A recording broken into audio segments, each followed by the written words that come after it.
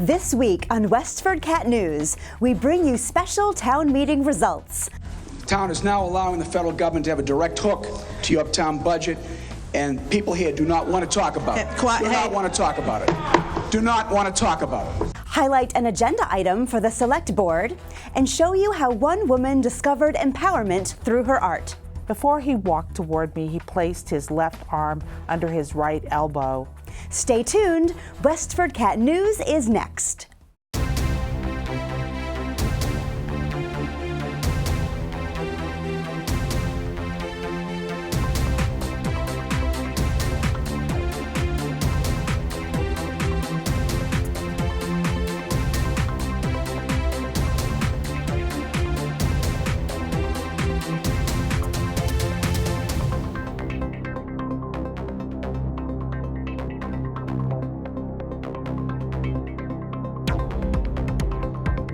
I'm Tracy Tebro, a WestfordCAT board member. Before we get started, I'd like to remind you to sign up for our email alerts to get our latest Westford News articles. Just visit westfordcatnews.org and click on the red subscribe button in the upper right corner.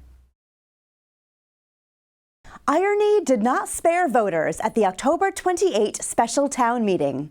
The meeting opened with a box of electronic voting devices and a tutorial on how to use them. The vote ended in defeat, 166 to 156. The town borrowed about 450 devices from Orlando, Florida-based Options Technologies, free of charge. Perhaps if CEO Mark Fite had been there to schmooze the voters, he might have persuaded them to use the units. But Fite was at another town meeting, so there was no one to persuade Westford voters that the system would be worth having.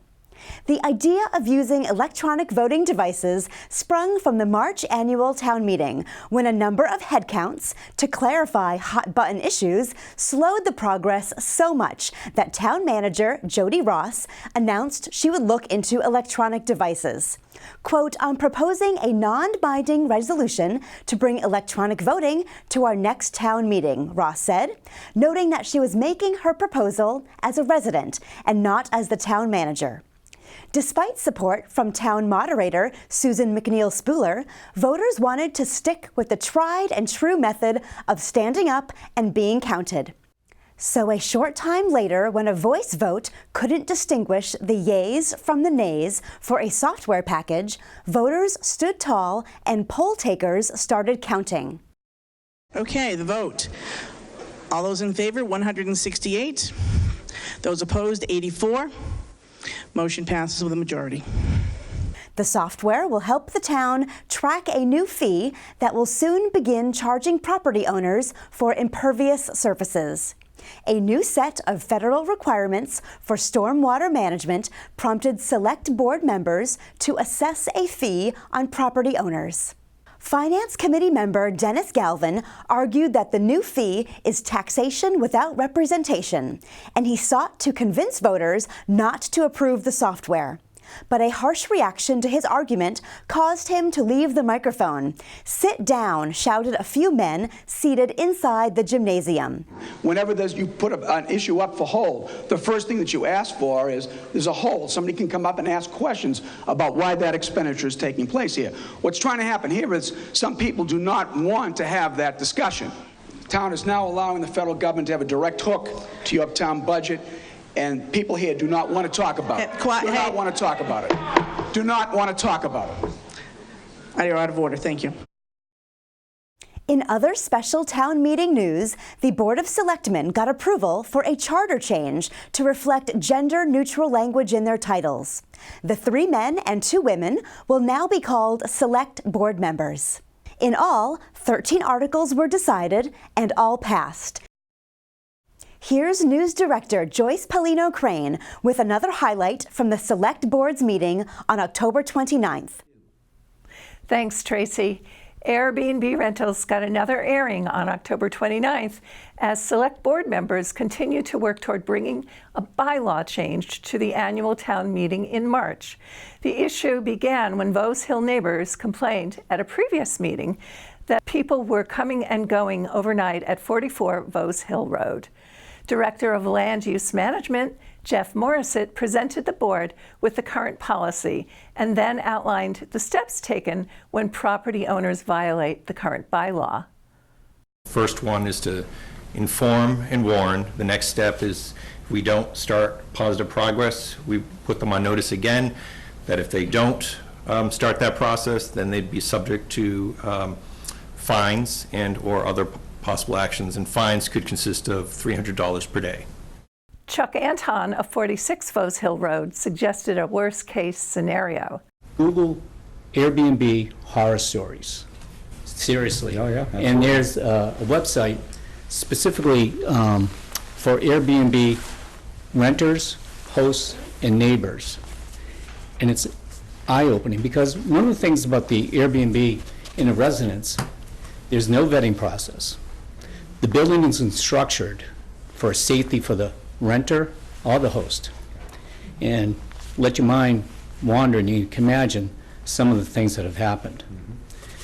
It's, as you peel back each layer of this onion, it opens up, another problem. Watch the entire Select Board's meeting at WestfordCAT.org. This week, we introduce you to a new segment called Women Empowered by Art. Hosted by WestfordCAT News Director Joyce Polino Crane, the show will feature women with a regional following as a result of the art they produce. In the aftermath of the Me Too movement and the revelations of sexual misconduct in the workplace that left many women feeling overpowered and abused, we wanted to bring you something positive and beautiful. Here's Crane interviewing essayist, editor, and book author Debbie Hagan, whose essay Gargoyles was just published in the book Fearless: Women's Journeys to Self-Empowerment, edited by Kat Pleska. Here's Hagan reading an excerpt from her essay. I raised my hand, wiggled my fingers. His eyes lit up. Before he walked toward me, he placed his left arm under his right elbow. His right hand pivoted, slapping his cheek, triggering a big eye roll. His Jack Benny routine. Oh, I'd forgotten all about this. He stood frozen, displaying this wretched woe is me expression. I laughed, which seemed the only thing to do, yet I hated myself.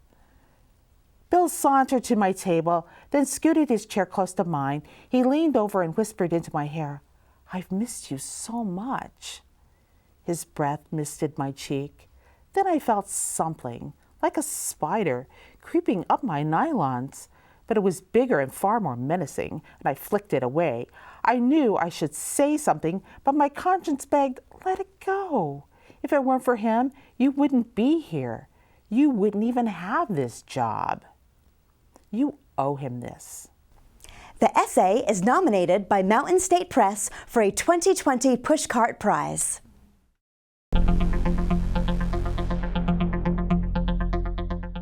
Need a mouser for your barn?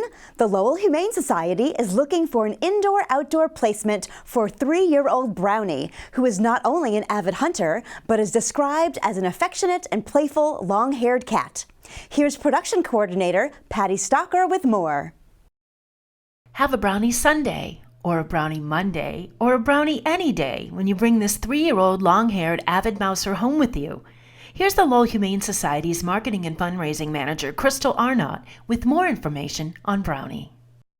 This is Brownie. Brownie is a 3-year-old domestic long-haired cat, and she was brought to the shelter because she has poor litter box habits. So that is why we're looking for an indoor-outdoor placement or barn placement for this girl.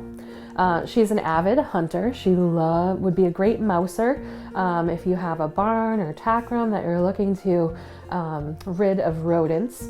And she loves to adventure outside. She does have experience outdoors. We would never recommend a cat being an outdoor cat or having access to the outdoors if they don't have experience already. But in her case, she does not always use the box indoors, so needs access to outdoors so that she will use the bathroom outside. She's very active, very playful, and very curious. She is also super, super affectionate and loves people. She loves to sit next to you. She loves to be pet. She hides when visitors come over at first, but otherwise, she'll come out once things have settled down and the first initial hustle bustle has gone away. But she's very independent, but still likes her affection. And she's just a really fun, curious girl. She has been known sometimes to sleep in sinks, and she loves to lay in the sun. So you can just catch her napping in the grass in a sunbeam. She also, even with this really fluffy fur that she has, she's very good about grooming herself. In her prior home, never had to worry about matting or anything like that. She does a really good job grooming herself and has never run into that as a problem before. There were visiting children in the prior home that she did very well with. She doesn't have a history of living with other cats, but she did have a neighborhood cat in the prior home who kind of tormented her. But I think other, really social friendly pets who are savvy with cats would be fine. If you think you'd like to provide Brownie with her forever home, or would like more information on donating to or volunteering at the Lowell Humane Society, visit them Tuesday through Sunday at 951 Broadway Street in Lowell. Call 978-452-7781 or visit lowellhumanesociety.org. You can also find them on Facebook. For Westford Cat, I'm Patty Stalker.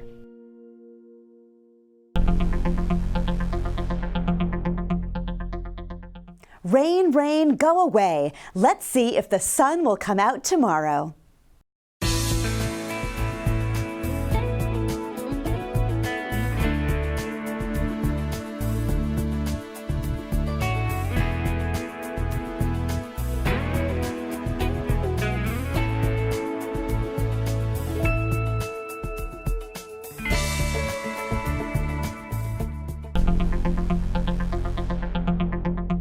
The Friends of the J.V. Fletcher Library will hold their annual meeting on Thursday, November 7th at 7 p.m., followed by the featured speaker, Marianne Leone, at 7:30 p.m.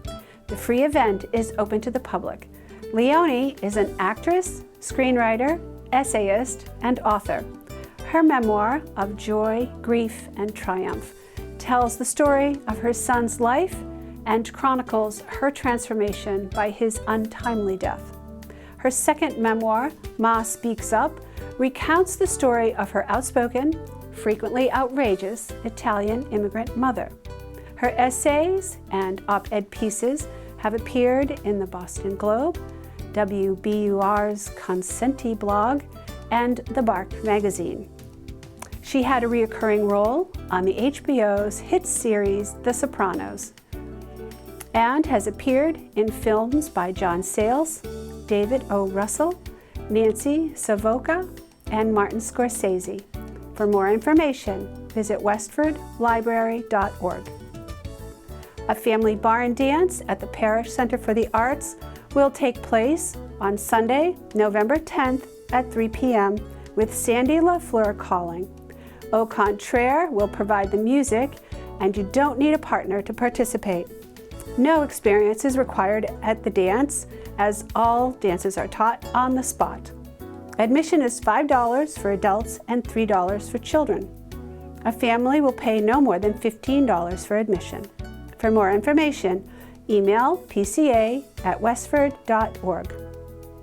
Westford Girl Scout Troop 62693 is holding a food drive to benefit Westford's food pantry at the Market Basket at Cornerstone Square on November 9th from 9 a.m. to 1 p.m. The troop is also working with the food pantry to start a new birthday bag program. The program will provide food pantry clients the option to select a festive bag containing cake mix, icing, a disposable cake pan, candles, birthday plates, and napkins to help celebrate their child's special day. My name is Sarah Fletcher, WestfordCAT's Marketing Outreach Manager. Back to you, Tracy. That's it for now, Westford. We leave you with scenes of fall foliage.